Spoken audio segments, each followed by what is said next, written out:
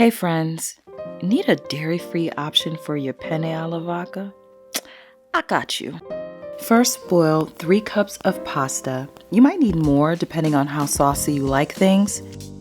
Chop up about 5 garlic cloves, half a medium onion. My garlic is that color because I buy already peeled garlic and I usually just throw it in the freezer. This helps me save both money and time. Anywho, now you see that? Now that's vegan butter made from nuts, in case you were worried about potential allergens. Let me just mise en place real quick. You'll need 1 teaspoon of chili flakes, 1 tablespoon of butter, 4 ounces of tomato paste, 2 ounces of plain vodka, 1/2 teaspoon of dry basil, 1/2 teaspoon of sugar, 3/4 cup of plain vegan yogurt, which is also made by nuts, by the way.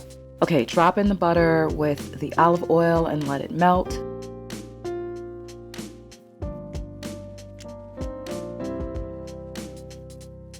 Add in your onions and saute until somewhat translucent.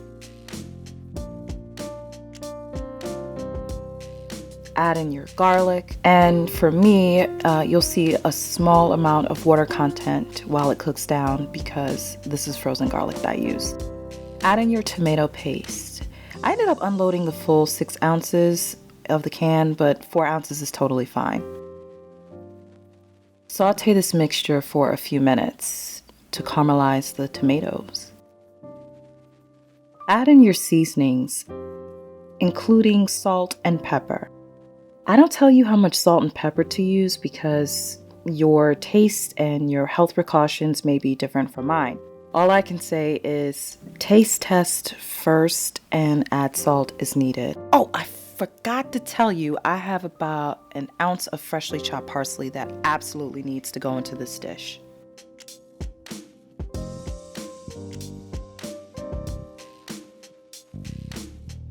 Add in your chili flakes.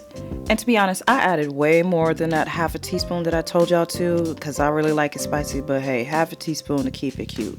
Now, gracefully add in your plain vegan yogurt. Once blended in, add your vodka, and then right after that, toss in your vegan cheese.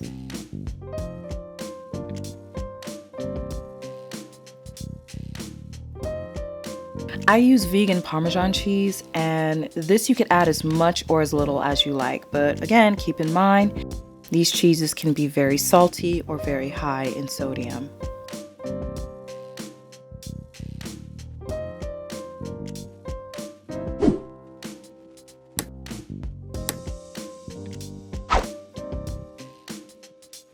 After tasting the sauce, I decided I needed more salt and more chili flakes, so yep, I added.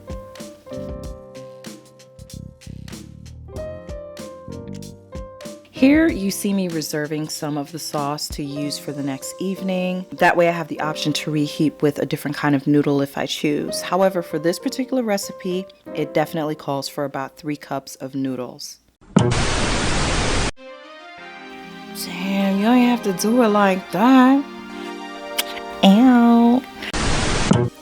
Oh yeah, now for my favorite part, folding in the sauce with the noodles. It means it's time to get plated. Garnish it with a little bit of freshly chopped parsley, a little bit of Parmesan cheese. Let's do it, y'all. Okay, check this out. This is what it looks like reheated the next day.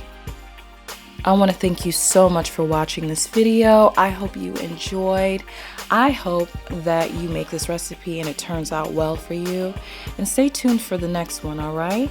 Thank you so much for watching, and make sure you comment, like, and subscribe. Bye.